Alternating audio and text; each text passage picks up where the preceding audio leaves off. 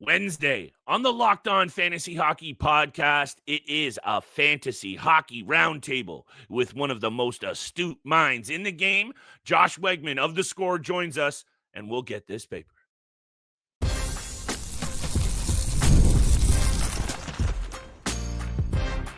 You're Locked On Fantasy Hockey, your daily podcast on fantasy hockey. Part of the Locked On Podcast Network, your team every day.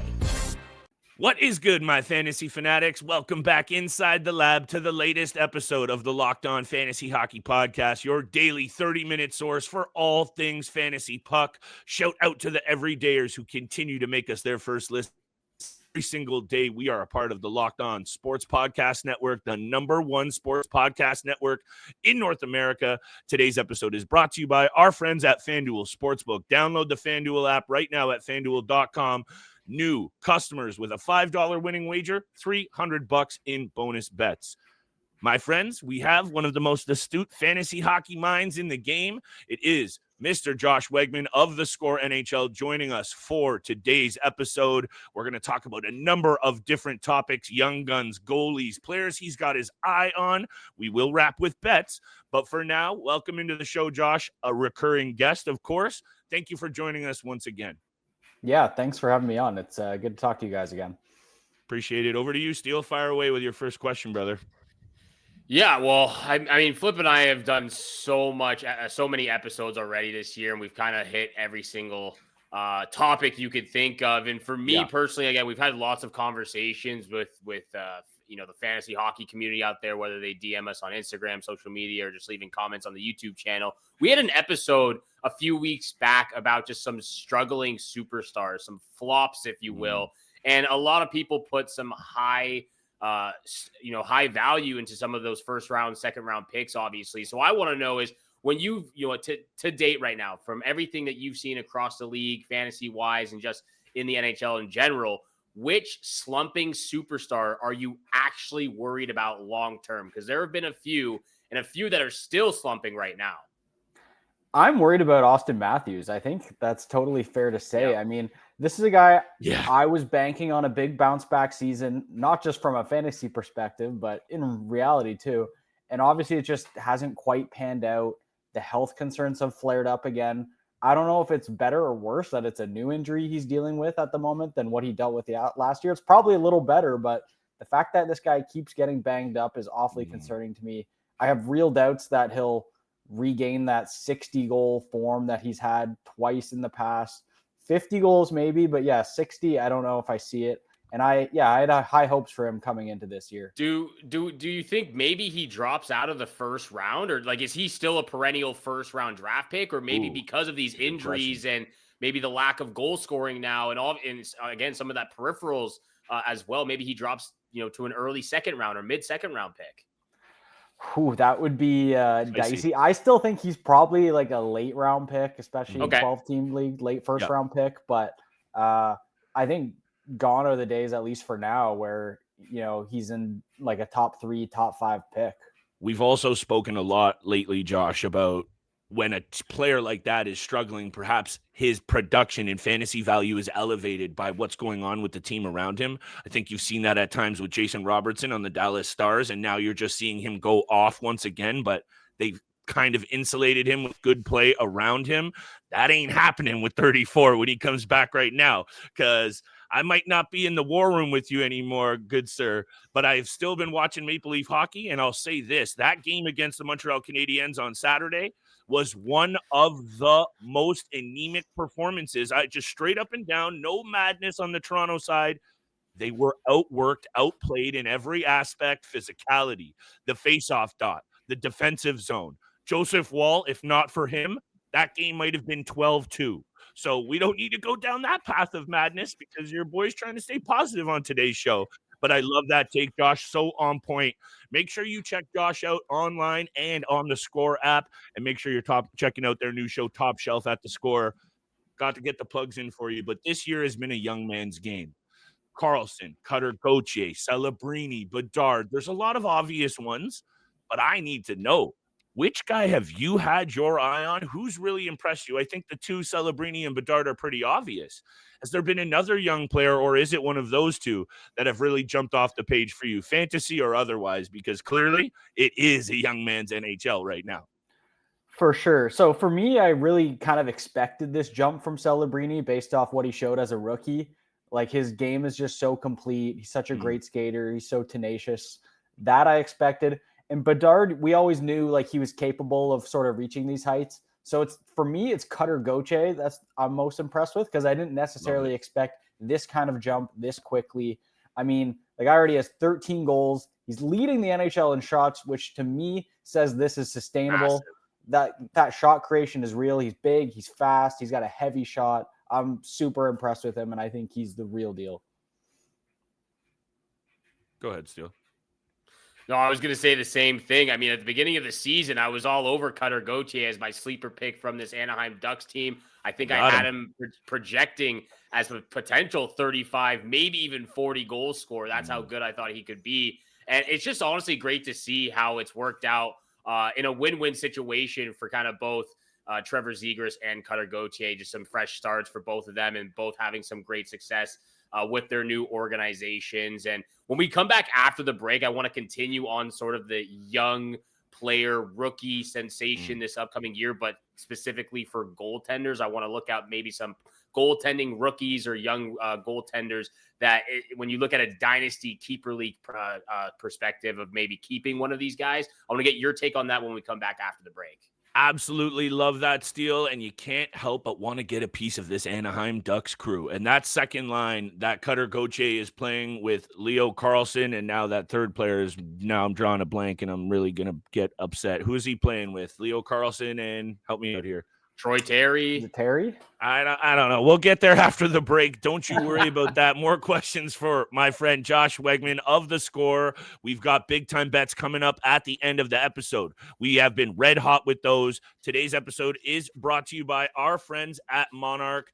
We all can be honest. Most of us can't name all of our financial accounts, let alone what they're worth, 401k, savings, investments. It's easy to lose track, and that can mean leaving money on the table. That's why we both use Monarch all the time, all in one personal finance tool that helps you gather your financial life together in one clean, easy-to-use interface, helping you organize accounts, track spending, and get a better handle on investments. Don't let financial opportunities slip through the cracks. Use code LOCKEDONNHL at monarch.com for 50% off your first year. That's monarch.com, code LOCKEDONNHL for half off your first year.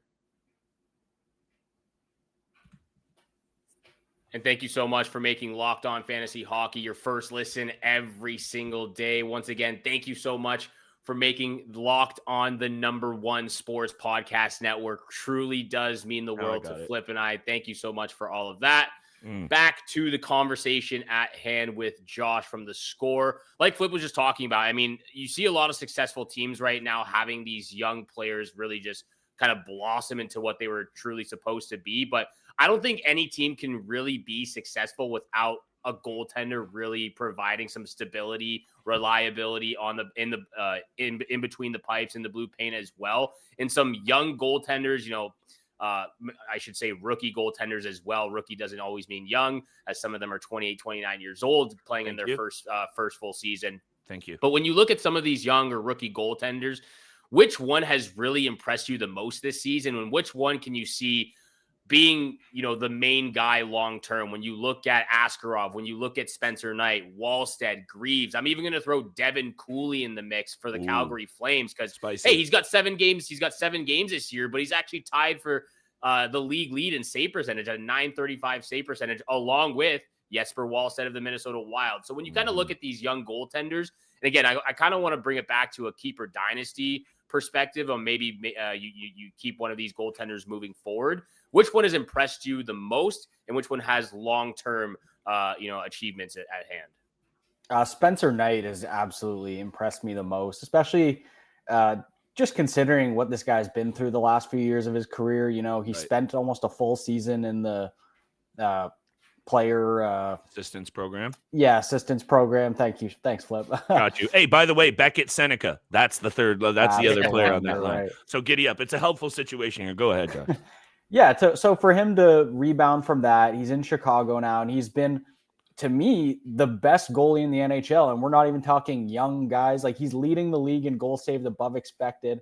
And he's doing it on a really young Blackhawks team that's playing well, but still like pretty leaky defensively. So Definitely. He's covering up a lot of those flaws. And I think long-term too, I think the upside is just tremendous because they've really drafted a lot of big young defensemen, like that blue line with Levshinov, like Korchinski eventually, and Vlasic. Like that's a lot of like big mobile pieces who I think can make life really difficult for opposing offenses. So I think Knight is set up long-term to just be an absolute stud for years to come.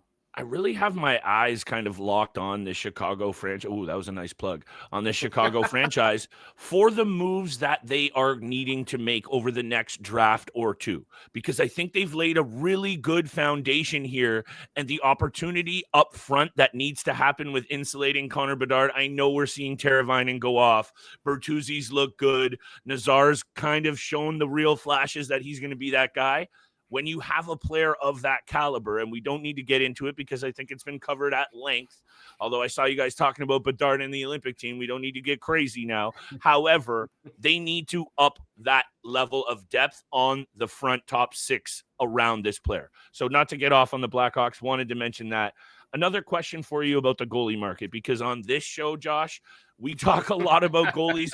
It's been chaos, injuries, personal matters, poor performances, backups playing really well. It's been a minefield to maneuver. Who has stood out to you, good or bad or both, as a surprise? I know you talked about the young guys, but is there someone who's jumped off the page for you when you've gone, wow, that's brutal, or wow, that's really impressive when it comes to goalies? Because our listeners need to know, because filling your goaltending roster can be a year-long struggle. I mean, how can you not love what Scott Wedgwood is doing right now, right? I mean, Colorado Avalanche, by far best team in hockey. Even with Blackwood back, it seems like they're sort of sharing the crease a bit, and Wedgwood has earned that 50-50 role basically because he's played so well. And I mean, like, my personal fantasy hockey goalie strategy is always take guys late, just take a bunch of flyers and hope some of them hit, because it's just too much of a crapshoot to take them early. It's just, they're so unpredictable. They get hurt. I just don't trust it. So I'm always trying to buy low. If there's a tandem and the community is really higher on one guy, I'm always trying to go the contrarian angle and basically take the other guy. Like last year, I was all in on Stolarz because Wall was being drafted so much higher. And this year is kind of the opposite. It hasn't worked out as well, but Wall's been playing better lately. But, you know, it's it's such a tricky market. So I always try and just take flyers late and hope for the best. I mean, that's kind of panned out as well. Speaking to your last answer, and Spencer Knight, I mean, he was a 0G strategy type of goaltender where you pick him up later in the drafts, along with another Anaheim Ducks, Lukas Dostal, also picked up later. Your boy Flip, yeah. So thank you. The goaltenders, the volatility level is just off the charts right now, especially in these deep leagues, 16-team leagues where, you know, we had to implement a rule of only allowing 3 goaltenders on a team. That's how thin it is on the market right now. Yeah. So I'm still struggling to adhere to that rule. You have to message me on the regular. Flip, you have 18 goalies. You can only have 3. Please stop ruining the league. So, you know, that's what Steele has to deal with as the commissioner in our leagues. But anyway, pal, wrap up with your last question. Sorry about lots that. of responsibilities on my end. Real quick question. I want to make this one fun because I have been burned so many times by drafting these players on a year-to-year basis that I will not go back to them whatsoever. So is there one player that comes to mind that you will never draft again? And for me, it just goes back to buyer's remorse of drafting goalies high, and it's UC Saros. Every time, you know, he was good for so long, but now, and I'm always intrigued because, like, you know, he's going to start 60 games. It's such a workhorse, but I don't know. I'm so out on UC Saros. Again, unless he really starts to be like a late round pick next year, which he might be, then I'm all for it. But for me, it's just pretty much any goalie early in those first like 3 or 4 rounds I'm not touching with a 10-foot pole. Or perhaps if he gets traded to a winner, because it sounds like Barry Trotz is about to be open for business. And if he is not, I'm starting to question if he's still that astute hockey mind that we all expect him to be. Barry Trotz has been almost bulletproof in his career. And if he doesn't start to shake things up, because the last round, that didn't go well. The Brady Shea, Jonathan Marchessault Stammer experiment is clearly now in year 2. It ain't happening. So if Saros maybe gets shaken up and sent to a real contender, then we could probably be looking at him a little differently. One last question for Josh before we let him get back to the score grind. Buy low, sell high in the fantasy game. It's standard. It's in every sport. It's also, though, if you can maneuver it properly, a very good way to get your team either ahead of the game or back in it. So are there any players that you see right now overachieving perhaps that's a sell high that you could get a ton of value for before they drop off? Or are there some players out there that you've seen struggling that you know will come on strong and it's time to buy low on? Because I'll speak for myself. I'm going to need to start getting aggressive with some of these moves, Josh, because it's not so pretty in a couple of these leagues. Yeah, my buy low candidate, Nazem Kadri. Ooh. He is shooting 5.2% this year. He's never been like a high percentage shooter, but still like around 10 for his career. So that is bound to regress to the mean in some ways. Even if he doesn't get traded too, because then he's still going to log those first line minutes in Calgary. Right. You know, as long as you're not in a plus minus league there, he might hurt you a little bit. Good but point. I hope you're still not using plus minus in this day and age. But are we? Are we still? I don't know. No. We took it out this year. Hey, we're back. But if Kadri does get moved to a contender too, he's probably going to be a second line center on a really good team. It can still return a lot of fantasy value there. Mm-hmm. Yeah, I'm looking for him to bounce back. And 2 other guys, I think Kempe and Byfield both underperformed a little bit this year. But again, same thing, low shooting percentages, bound to regress to the mean. Those are 2 super talented players you know are going to erupt at some point that I'm all over. Absolutely love it. I love when you join us on the show. Steele, I think I speak for both of us on this one. Make sure you go check out Josh online. Go check out his work at TheScore app. Download that bad boy today. Former employer, still catching love, Steele. I still got love for you, Josh. Always joining us. Thank you so much, and we'll have you back on real soon, my friend. Much appreciated, guys. Take care. When we come back after the break, big time bets, a full schedule loaded for Flip and I to start diving deep into some of these locks for Wednesday. But first, this episode is also brought to you by FanDuel. The NBA is back, and there's no better place to get in on the action than FanDuel, the official sports betting partner of the NBA. Even if you missed the start of the game or want to ride the hot hand, FanDuel has live bets on everything from who will score next to fourth quarter comebacks. Plus, you can even combine your live bets into a same game parlay for a shot at a bigger payout. It keeps every game exciting, especially when your team is making that late push. And right now, FanDuel is giving new customers $300 in bonus bets when your first $5 bet wins. So head to FanDuel.com to sign up and play your game with FanDuel, the official sports betting partner of the NBA.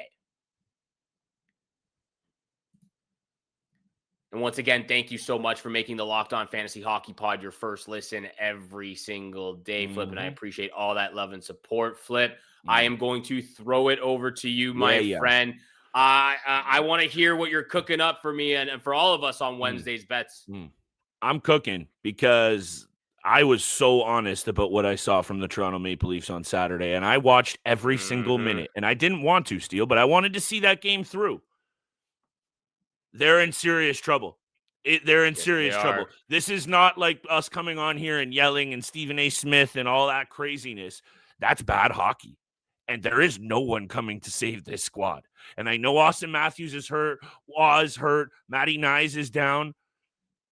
The rest of the division is far too good. Don't even get me started what's going on in the West. You are not holding a candle this season to Colorado, to Dallas, to any of those clubs out west. So don't even get me started on trying to get out of the East. Now it's gone from, and I saw Craig Button on TSN talking about this, and I'm not going to get overly heated. It's gone from the playoffs being an absolute lock, and it's what you do after that, to getting in the wild card might be a huge success. So this team's in trouble, and I think it's about to get worse before it gets better. So tonight, 1-7 in their last 8 games. They are 1-5 in their last 6 against Columbus, and they are not a good team. Columbus at home on the money line. That's my first pick. I know that Matthews, Waugh, and Nyes are close to returning, so that might impact what I feel about in terms of this outcome. Not really. Give me the Jackets on the money line tonight, Steele. I think the Leafs continue to spiral. I was going to say that as well. Like, just as a caveat, Matthews, Nyes, and Roy could be back in the lineup on Wednesday, so that could change your perspective potentially. But they don't play well against Columbus, and I don't know what it is. They just can't. It always seems to go back and forth, but they just can never come out with the win. So I would have to be inclined to take Columbus in this fashion as well. If you don't mind, I'm going to need you and everyone else to bear with me because I have a lot of picks, but they come from 3 specific games. So bear with me here as I dive through the numbers. Number 1, Wild on the money line, -142 against the Chicago Blackhawks. They are 9-1-0 against the Blackhawks in their last 10 games. They're currently 8-1-1 in their last 10 games and on a 5-game win streak, while the Blackhawks have lost 3 straight in a row. So Wild on the money line is my first pick.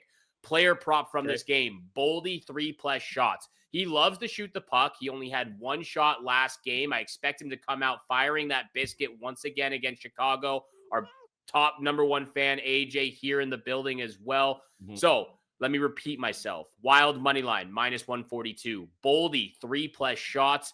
And then for my second game of the night that I'm looking at Anaheim against Vancouver. Ducks on the money line, -166 right now at home. They have one of the best home records so far this season, 8-2-0 at home, along with Troy Terry, anytime assist. Low-key having a very sneaky productive season. Yes. 25 points in 22 games. You're not going to get anything really for peripheral. No hits, no blocks. He's actually shooting the puck a ton, 53 shots on net. But 25 points in 22 games, 18 of them being assists. Absolutely love that. He's on a 4-game point streak. So those are my first 4 picks of the night. I got a few more after you mentioned yours as well. First 4 picks of the night. I guess that's what we get with a 15-game betting board, a little bit ahead of our friends from the South Thanksgiving on Thursday. Shout out to our American listeners. Have a great Thanksgiving, guys. We love our American listeners. I also saw recently, Steele, we're a 50-50 split on the people that listen to our show. So we love our friends from south of the border. Habs, Mammoth, over 6.5. You know I've been hammering both of these teams on the totals. The last 10 between these two aren't what these teams are now. You and I put a lot of stock into those recent head-to-heads, but for 2 teams in opposite conferences that don't always play more than 1 or 2 a year, I'm more so looking at the last 2 games, Steele. And you know how many goals that's produced? 19 in 120 minutes of ice time. So hit me with the over 6.5. And before I turn it back over to you, I'll hit you with my lock of the night. I'm going to continue to bet against this Seattle team until they start making me money.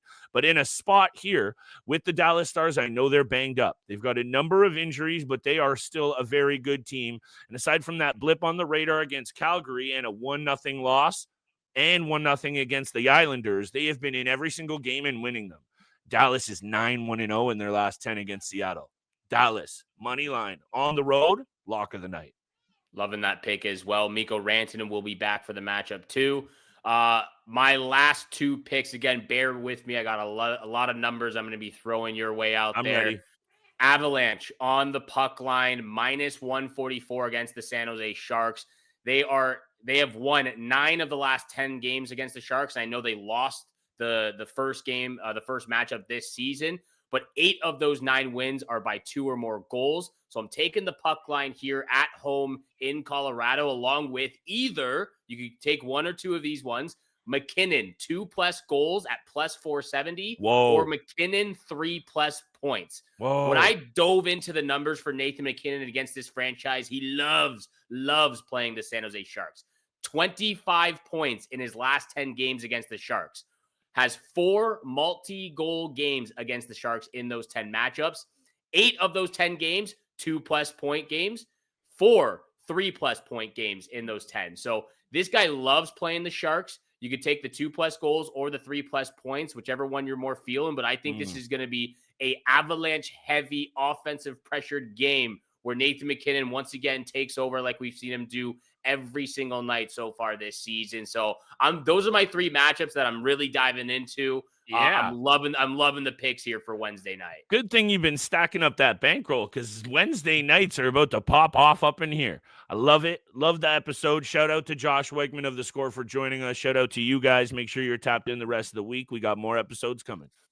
And thank you so much for making the Locked On Fantasy Hockey Pod your first listen every single day. For your second listen, you know what it is. Go check out Locked On NHL Game Night. Every game, every night until a Stanley Cup champion is crowned. Get local analysis on a national scale. You can find it on YouTube or wherever you listen to your podcast. And we'll see you back here again tomorrow.